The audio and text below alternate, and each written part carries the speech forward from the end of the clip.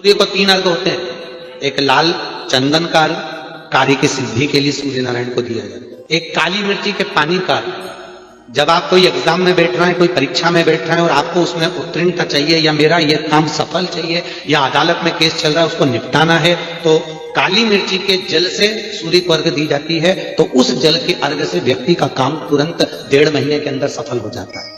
काली मिर्ची के अर्घ का इतना प्रमाण। तीसरे नंबर पर है बेलपत्री के जल का सूर्य को दिया जाता है। बेलपत्री के जल का कौन देता है? जो बहुत बीमार पड़ा रहता है, जिसको कुछ ना कुछ शारीरिक कष्ट चलता रहे, कभी घुटना, कभी कमर, कभी पेट, कभी ब्लड प्रेशर, कभी शुगर, कुछ ना कुछ चलती रहे, तो वो लगातार 1 महीना बेलपत्री के पानी का अर्घ सूर्य को देता रहे, उसको रोग से निवारण हो जाता है। रोग से सूर्य अर्घ क्यों प्रधान? जब जब तुमरुका जी ने नारद जी से कहा, जब तुम्हें शंकर का मंत्र अचानक चलते चलते जाते आते अचानक तुम्हारी जिह्वा पे शिव नाम आ जाए, अचानक तुम्हारी जिह्वा पर शंकर का नाम आ जाए, समझ लेना कोई बहुत बड़ा विघ्न सामने आया था। मेरा शंकर तुम्हारे सम्मुख में वाणी के रूप में, शब्द के रूप में, मंत्र के रूप में बाहर निकला और उस शंकर ने तुम्हारे दुख को काट दिया है, तुम्हारी तकलीफ को काट दिया। कितना सुंदर कहा है कि स्वप्न में भी, सपने में अगर शिवलिंग दिख रहा है, समझना कोई तकलीफ थी उसको काटने के लिए आया। सपने में आप देख रहे हो कि मैं शंकर जी के मंदिर गई और वहां से सांप निकल कर आ गया, कोई बेल खड़ा था, कोई एक सुंदर सी स्त्री निकल रही थी, कोई बच्चा खेल रहा था। मैं जब मंदिर से घर लौट रही थी, मेरे पात्र हाथ में रखा हुआ था जल का, कहीं पूजन की थाली ढूंढ रही थी। स्वप्न में जब पूजन ही और शिव ही नजर आए, सौभाग्यवती स्त्री नजर आए, जब कोई वृषभ नजर आए, मान लो शिव मंदिर के बाहर स्वप्न में भी अगर सर्प भी नजर आए, शिव मंदिर के अंतर्गत पहुंची और एक प्रकाश नजर आ रहा है, स्वप्न में ऐसा लगा कि मंदिर में गई और एकदम उजाला दिखा, समझ लेना कि तुम्हारा दुख कोई बड़ा था। मेरा शंकर स्वप्न में आकर याद कर कर तुम्हें काट कर जा रहा।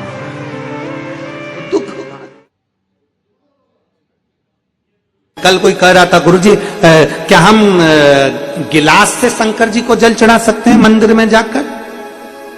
क्या हम गिलास से शिव जी को जल चढ़ा सकते हैं? हमने मना करा, हमने कहा ना ना ना ना, ये गिलास से जल नहीं, लोटे से जल चढ़ता। गिलास का जल और लोटे के जल में क्या अंतर है? किसी डॉक्टर के पास जाकर पूछिएगा। गिलास के जल में और लोटे के जल में क्या अंतर है? किसी विद्वान से जाकर पूछिएगा।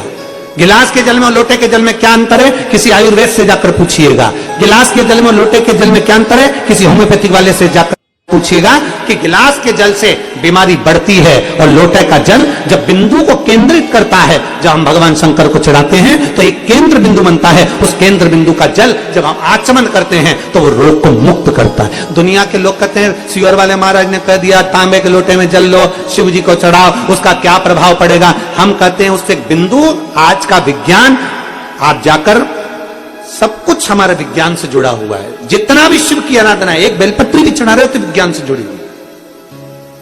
शिव जी को जल चढ़ा रहे हो वो हमारे विज्ञान से जुड़ा हुआ, हमारे साइंस से जुड़ा हुआ। लोटे का जल और गिलास के जल में अंतर हो जाता है। जब लोटे का जल हम महादेव को समर्पित करते हैं, लोटे का जल होता है, अर्थात लोटा नीचे से छोटा, ऊपर से बड़ा, फिर बीच में से फैला होता है, और अर्थात हमारी बुद्धि को केंद्रित कर कर जल जब समर्पित किया जाता है तो वो जल हमारे विवेक को प्रबल करता है और हमारे जितने दोष हैं, भीतर की इंद्रियों में जितना भी दोष है उसको समाप्त कर कर हमारी पाचन क्रिया को मजबूत करता है।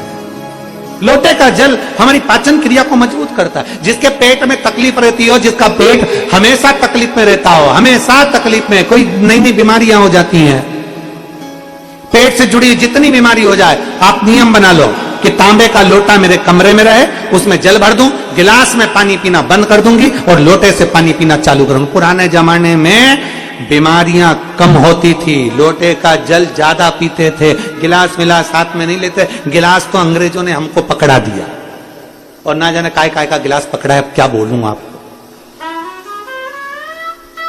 ये गिलास तो पकड़ा दिया है इन्होंने, ये गिलास का महत्व नहीं, लोटे का महत्व है। इसलिए सारी समस्या का हल, जम के बोलो जरा, सारी समस्या का हल एक लोटा जल। इसलिए लोटा मूल है। आप पेट की बीमारी से कितने भी ग्रसित हो, कितनी भी बड़ी बड़ी बीमारियां तुम्हारे पेट से जुड़ी हुई हो, उस पेट की बीमारी को, पाचन क्रिया से जुड़ी हुई, एसिडिटी से जुड़ी हुई कितनी भी बीमारियां हो, लोटे का जल पीना प्रारंभ कर दो। बस घर के लोगों से कह दो मेरे को पानी ला कर देना, तो लोटे में ला कर देना। दुनिया के लोग हंसेंगे, 4 मेहमान आएंगे, क्या कहेंगे, गांव वाले हो?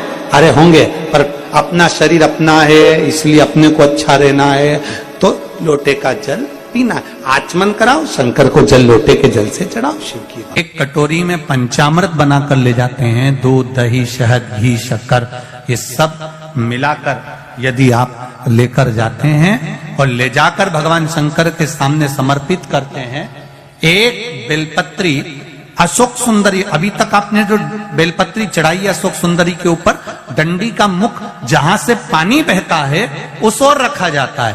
पर जब हमें ऐसा लग रहा है कि हमारे पितृ भूखे हैं या हमारे पूर्वज प्यासे हैं या उनको भाग नहीं मिल रहा, इसलिए मेरा कोई काम नहीं हो रहा, इसलिए शिव राजी नहीं हो रहा है, तो ये बेलपत्री के भाग को बदल दिया जाता है। ये बेलपत्री अशोक सुंदरी की जगह पर जब चढ़ाया जाता है तो ये पत्ती का जो भाग है जहां से पानी बहता है उस ओर रखा जाता है, और ये डंडी का भाग शिवलिंग की ओर रखा जाता है। और यहीं पर भगवान शंकर को जो तुम पंचामृत बनाकर लेकर गए हो वो पंचामृत चढ़ाया जाता है, और वही पंचामृत थोड़ा सा शिवलिंग पर चढ़ा दिया जाता है। उसके बाद में पितृ पूर्वज जल की आस नहीं रखते, न भोजन की आस रखते हैं, क्योंकि शंकर उनको तृप्त कर देते हैं, शिव उनको पूर्ण कर देते हैं। ध्यान देना इस कथा पर।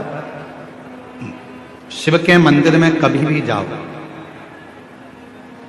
तुम्हारा बेटा कोई नीट का एग्जाम दे रहा है, कोई कंपटीशन एग्जाम दे रहा है, तुम्हारी बेटी कोई परीक्षा दे रही है, तुम्हारा बच्चा, बेटा बेटी, पति पत्नी, कोई भी कोई एग्जाम में बैठने का प्रयास कर रहा है, पहले तो उससे कहो कि अपनी मेहनत 4 गुना कर, खूब पढ़, परिश्रम 4 गुना कर। और मान लो 5-6 बार दे चुका, 2-4 साल हो गए, 5 साल हो गए, तो फिर उससे कहो शंकर के मंदिर में 7 दुर्वा लेकर जाओ।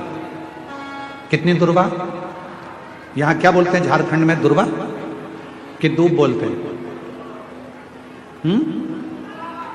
दुर्वा।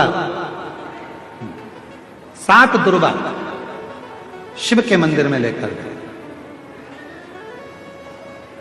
जब जल का पात्र साथ में, 7 दुर्वा को नीचे की ओर रखो, हथेली पर जल का पात्र हाथ में लेकर भगवान देवाधिदेव महादेव को जल समर्पित करो।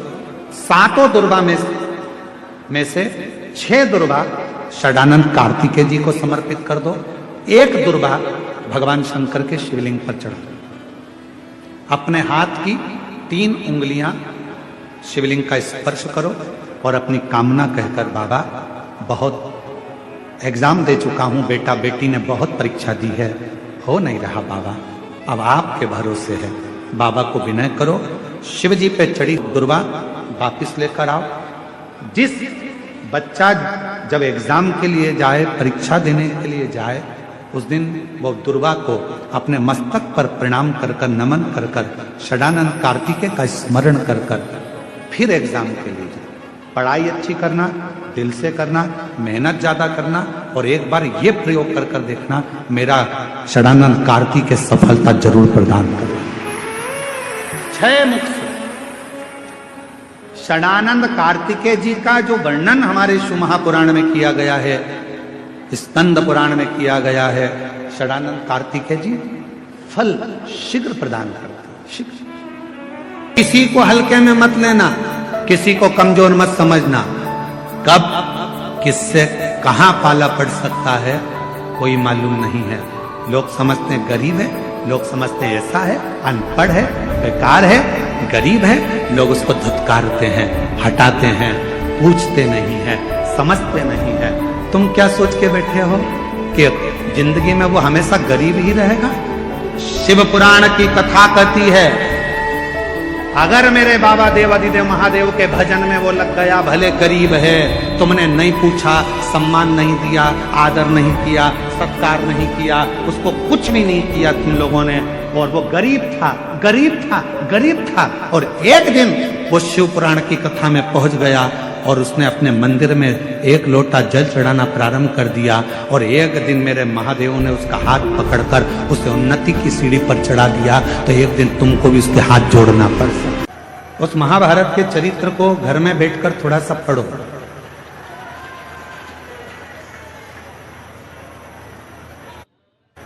महाभारत के उस चरित्र को पढ़ेंगे, अध्ययन करेंगे, तो उसमें मिलेगा कि भगवान कृष्ण के पास जाकर पांडव हाथ जोड़कर कहते हैं कि अब हमारे पास कुछ भी नहीं बचा, अब हमारे पास में कुछ भी नहीं, हमारा पूरा वैभव चले गया, हमारा पूरा धन चले गया, हमारी पूरी सत्ता चली गई, हमारा पूरा संपदा चली गई, हम जुए में सब कुछ हार चुके हैं, अब हमारे पास में कुछ भी नहीं है, तो हम क्या करें।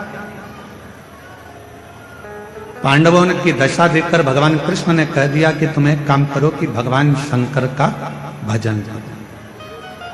थोड़ा सावधानी पूर्वक कथा सुनिएगा, ध्यान लगाइएगा। कथा में आपका ध्यान रहे।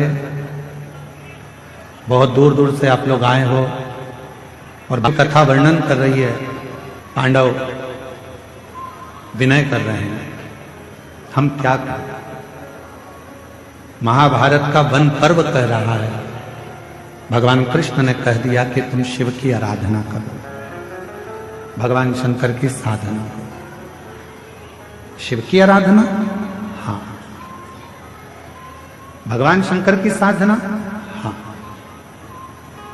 इतने में भीम ने कहा कि एक काम करते हैं, अगर शिव जी की ही आराधना करना है, साधना करना है, और शंकर भगवान यदि हमें सब कुछ दे सकते हैं, तो हम सीधे कैलाश पर चले जाते हैं, और हम सीधे कैलाश पर जाएंगे, और कैलाश पर जाकर हम भगवान शंकर की आराधना करेंगे, साधना करेंगे, तब तो भगवान शंकर हम पर प्रसन्न हो जाएंगे, और शिव जी अगर हम पर प्रसन्न हो गए तो भगवान शंकर हमको वापिस सब कुछ दे देंगे। तो एक काम करते हैं कि हम सीधे कैलाश चले जाए, और हम कैलाश जाकर, कैलाश में पहुंचकर भगवान शिव की आराधना साधना करते, सीधे कैलाश। अब जरा चरित्र पर ध्यान देना कि भगवान कृष्ण खुद कह रहे हैं कि भीम, जाने को तो तुम कैलाश जा सकते हो, जाने को तुम कैलाश पहुंच सकते हो, जाने को तुम कैलाश जा सकते हो, और कैलाश पर जाकर शिव जी का भजन कर सकते हो, शंकर जी का स्मरण कर सकते हो, शिव की भक्ति कर सकते हो, मना नहीं।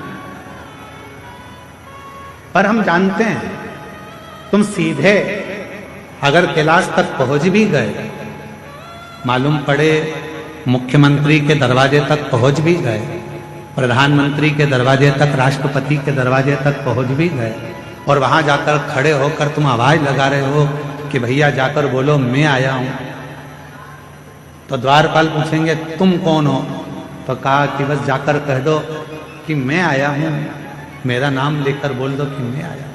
पहचान ही नहीं है तुम्हारी, जानते ही नहीं हो तुम। प्रधानमंत्री के पास द्वारपाल जाकर बोल भी देगा कि कोई राम प्रकाश आया है आपसे मिलने के लिए, प्रधानमंत्री जी बोलेंगे कि कौन राम प्रकाश। मुख्यमंत्री से जाकर कहा कोई कमलेश आया है, कौन कमलेश, पुकार लोगे, विनय कर लोगे, निवेदन। भगवान कृष्ण कह रहे हैं भीम, कैलाश पर जाकर भजन करना सरल है, पहुंच जाओगे, बैठ जाओगे, पुकार लोगे, विनय कर लोगे, निवेदन कर लोगे, बाबा को बार बार पुकार लोगे, पर याद रखना वहां बाबा तुम्हारी पुकार को सुन भी लेंगे तो भी तुम्हें कुछ दे नहीं पाएंगे, कुछ दे नहीं पाएंगे। इसलिए एक काम करो, 12 वर्ष के लिए तुम जब वन में भ्रमण करोगे, इन 12 वर्ष में प्रतिदिन का एक नियम बना लो कि एक पार्थिव शिवलिंग का निर्माण करना है, पूजन करना है, नजदीक में कोई शंकर जी का शिवलिंग है वहां जाकर आराधना करना है, 12 वर्ष के वन में, तुम 12 वर्ष तक जब वन में रहो तो 12 वर्ष के वन में केवल शंकर की आराधना करना, शिव मंदिर तक जाना, शिवालय की पूजन करना, पार्थिव पूजन करना और शंकर का स्मरण करना। 12 वर्ष तक शंभू, 12 वर्ष तक तुम शिव का भजन। हम सीधे अगर कैलाश चले जाएं और कैलाश में जाकर अगर भगवान शंकर से मिले तो मिल जाएंगे, मिलेंगे, ऐसा नहीं कि नहीं, पर नहीं दे पाए। शिव महापुराण की कथा कहती है कि 12 वर्ष तक पांडवों ने भगवान शंकर की रोज प्रतिदिन शिवलिंग का निर्माण करा और पूजन करा। एक समय ऐसा आ गया कि भीम के मन में आया कि नियम सबने लिया है तो थोड़ी सी मैं जरा हंसी उड़ा लूं, और भीम ने क्या करा, एक पेड़ को काटकर उसकी जड़ को लिया, जड़ को गोल घुमाकर एक जगह पर रख दिया और अर्जुन से जाकर कह दिया कि यह शंकर का शिवलिंग है और तू पूजन कर। अर्जुन को नहीं मालूम था कि यह शंकर का शिवलिंग है या जड़ है, उसने तो शिवलिंग माना और अर्जुन ने शिवलिंग मानकर उसकी आराधना कर ली, साधना कर ली, जल चढ़ा लिया, पूजन कर ली, बेलपत्र चढ़ा दी, भक्ति कर ली, पंचाक्षर मंत्र का जाप कर लिया, षडाक्षर मंत्र बोल लिया, ओम नमः शिवाय बोल लिया, नमः शिवाय बोल लिया। अर्जुन ने बारंबार शिव जी को प्रणाम कर लिया, दंडवत कर लिया। थोड़ी देर बाद भीम आकर बोलता है, जिस शिवलिंग पर तुमने जल चढ़ाया अर्जुन, जिस शिवलिंग पर तुमने बेलपत्र चढ़ाया अर्जुन, जिस शिवलिंग को तुमने भोग लगाया अर्जुन, जिस शिवलिंग को तुमने नमः शिवाय कहा अर्जुन, जिस शिवलिंग को तुमने षडाक्षर मंत्र ओम नमः शिवाय का स्मरण जाप किया है, जिस शिवलिंग के सामने, ये शिवलिंग नहीं है अर्जुन, ये तो मैंने एक पेड़ की जड़ को उठाकर रख दिया था और ये शिवलिंग नहीं है। तुम चाहो तो मैं अभी इसको उठाकर दूर फेंक कर बता देता हूं। इतने में अर्जुन ने कहा, भीम भले तुमने पेड़ की जड़ काट कर रखी हो, पर मेरा विश्वास कहता है कि मैंने जल चढ़ाते समय इसको शंकर मान लिया, तो ये वृक्ष की जड़ भी शंकर हो गई, ये वृक्ष की जड़ भी शंकर हो गई है, शिव हो गया है, इसमें शंकर का अंश विराजमान हो गया है, अब ये शिव हो गया, अब तुम इसे उठा नहीं सकते। भीम ने कहा, मैं लेकर आया हूं और यदि मैं लेकर आया हूं तो मैं इसको उठा सकता हूं। अब भीम अर्जुन से कहता है, देखो मैं अभी उठाकर बताता हूं। भीम ने उस जड़ को उठाने का प्रयास करा, खूब प्रयास करा, पर वो जड़ तिल मात्र भी हिल ना सकी। तब भीम ने हाथ जोड़ लिए कि यहां शंकर विराजमान हो, भटक लो। शिव थोड़ी परीक्षा लेते हैं,